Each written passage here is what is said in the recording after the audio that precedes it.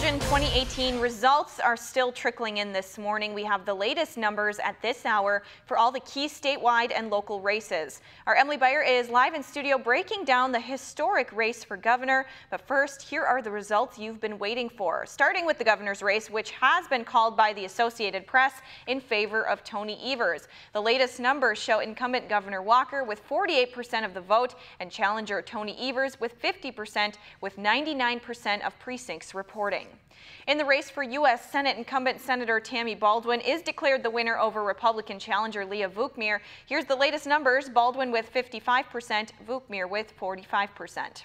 And the race for the 8th Congressional District has incumbent Republican Mike Gallagher facing Bo Lee Joyce. The race has been called for Gallagher. The latest numbers there: Gallagher with 64%, Lee Joyce with 36%.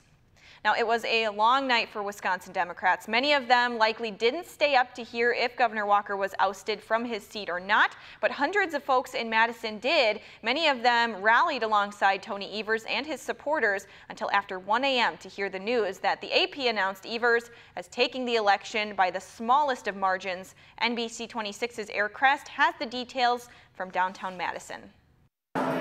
Shortly after 1:30 on Tuesday morning, the Associated Press called it. Tony Evers will be the next governor of the state of Wisconsin, beating Governor Walker by just 2 percentage points in the election. Now, it was a tight race. It was back and forth all night long. Tony Evers always just a little bit ahead, according to the Associated Press. Now, during Tony Evers' speech tonight, he thanked Governor Walker for what he called a good campaign. He also thanked the lieutenant governor at his side for all of his hard work. He thanked the folks who put in all of the hard work to make this campaign a success. He thanked his wife, and he also mentioned all of those volunteers who went out into the streets stumping for him. For the past 14 months, so many of you have invited me into your homes and your businesses. You've knocked on doors and made phone calls. You've talked to family, friends, and neighbors to get them out to vote. From the bottom of my heart, Coast. Thank you. Now, Tony Evers finished his speech by stating, "I can promise you all I'll focus on solving problems. It's time for change, folks, and it starts tomorrow." Keeping you connected in Madison, I'm Eric Crest with NBC 26. Now, Governor Scott Walker's side saying that this race is still too close to call after last night's results. Our Emily Beyer joins us live in studio with the latest. Good morning, Em. Good morning, Brooke. Hello, everyone. Yeah, it was a long night for Walker supporters in Pewaukee as well last night.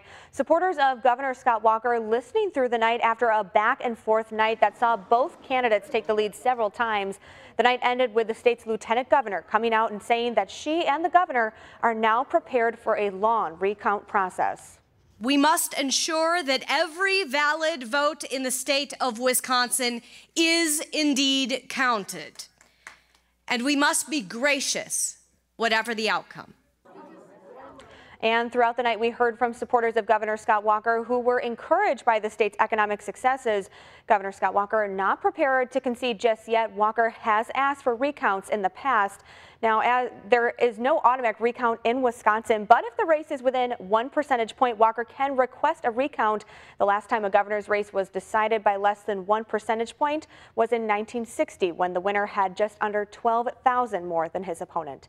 Evers sits right now with more than 30,000 votes than Walker. Reporting live in the studio, Emily Beyer, NBC 26.